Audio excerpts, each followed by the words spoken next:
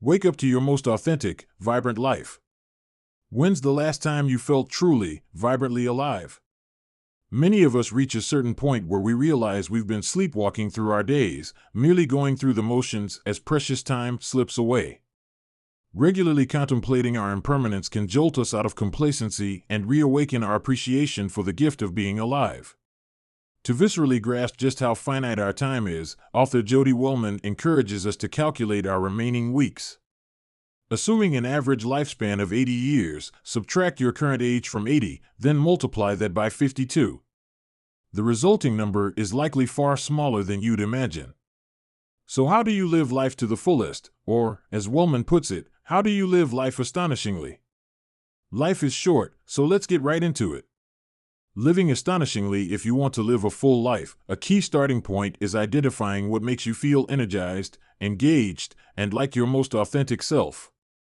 One powerful exercise is to make a list of the activities, relationships, places, and experiences that spark genuine joy and aliveness in you.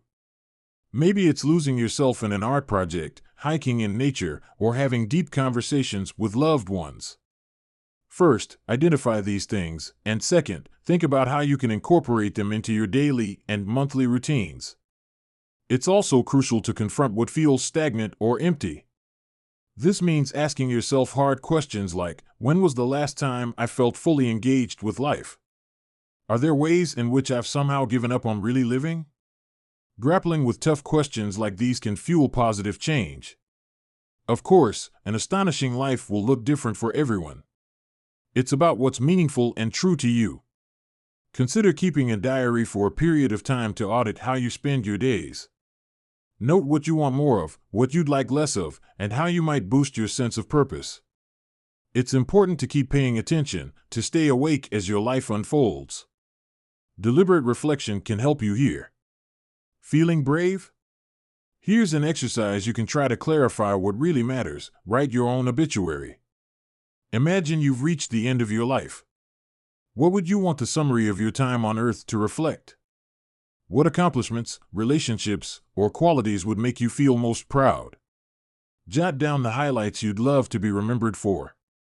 Perhaps it's the incredible adventures you went on, the way you made people feel loved and accepted, or the positive impact you had. Don't hold back, dream big. Then, work backward. What do you need to start doing, or do differently, to make this vision a reality? Let your ideal obituary serve as a compass, guiding your choices and priorities moving forward. Here's another powerful exercise.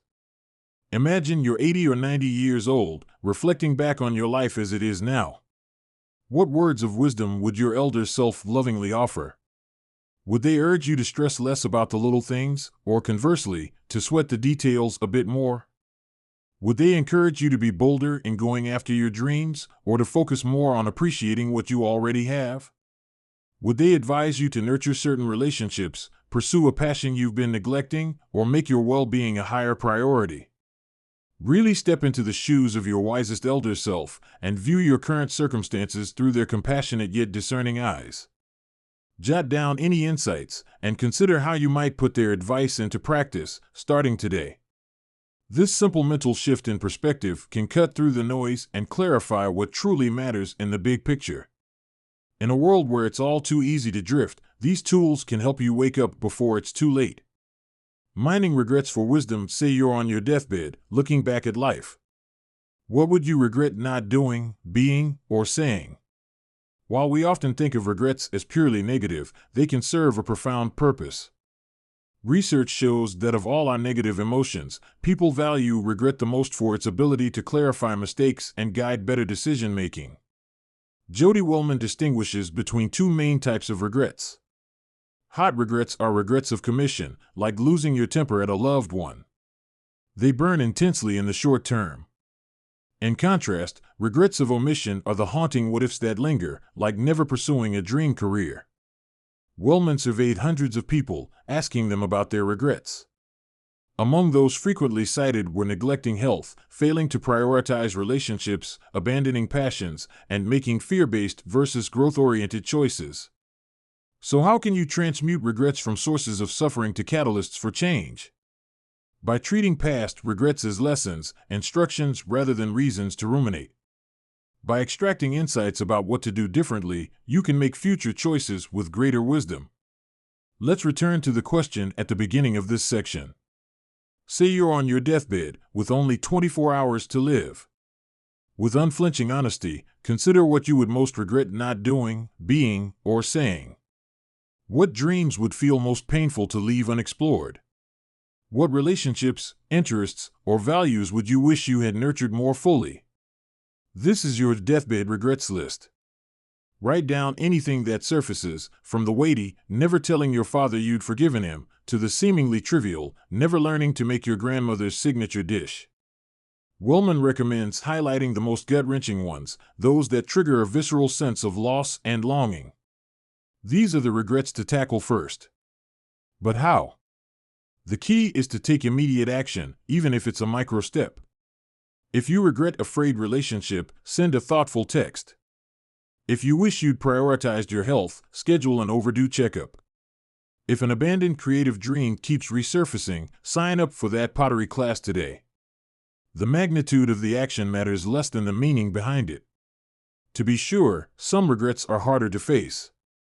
Paths not taken, like never having children or recovering from addiction, may elicit intense grief. Wellman acknowledges the courage it takes to confront these lost possible selves and to reimagine a different future. Yet doing so is crucial to move forward with acceptance and renewed hope. Crafting a life with minimal regret is an ongoing practice. In the end, living with intention is the greatest gift you can give your future self. Boosting your vitality. Have you ever found yourself feeling utterly, infectiously alive? So energized and engaged that you couldn't wait to jump out of bed? Many of us assume that vitality, that ineffable zest for life, is an accident of genetics or circumstances.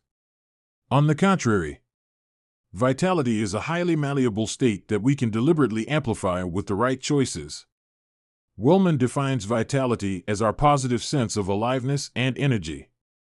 It encompasses feelings of enthusiasm, curiosity, passion, and engagement. When we have vitality, we don't just slog through our days, we embrace them. And that makes all the difference for our productivity, creativity, relationships, and overall life satisfaction. So then why do many of us feel more like zombies than zealots? Wellman points to several sneaky vitality snuffers that can gradually drain us if we're not careful. Excessive screen time is one. Studies show that spending hours upon hours scrolling through social media or binge-watching TV severely affects our well-being. We may feel relaxed in the moment, but over time, it erodes our energy, mood, and sense of life and connection. Other common culprits include overwork, chasing an ever-higher paycheck rather than fulfillment, neglecting our physical health, and surrounding ourselves with negative people, those who have a knack for magnifying the negative in any situation. So how can you amplify your vitality in the face of it all? By proactively filling your days with experiences that make you feel alive. That might mean getting lost in a challenging hobby. Engaging in activities that put you in flow states is a reliable path to vitality. Or you might find aliveness in savoring sensory pleasures, like the scent of honeysuckle on an evening walk, the taste of a ripe peach in August, or the thrum of a favorite record. When you consciously tune into these simple delights, you can't help but feel more alive. Movement is also key to keeping your vital juices flowing. Can you pepper your days with physical activity? How about an impromptu kitchen dance party while waiting for the coffee to brew? Motion begets energy, which begets a more passionate, engaged life. Then again, connection may be the greatest vitality booster of all. Prioritizing time with the people you love, whether it's a quick catch-up call or a leisurely walk in the park, is like plugging a battery pack straight into your soul. It's not about cramming your calendar to the gills. It's about feeling a sense of autonomy, spending your precious time and energy in ways that feel aligned with what you care about. And that's where the link between vitality and mortality comes in.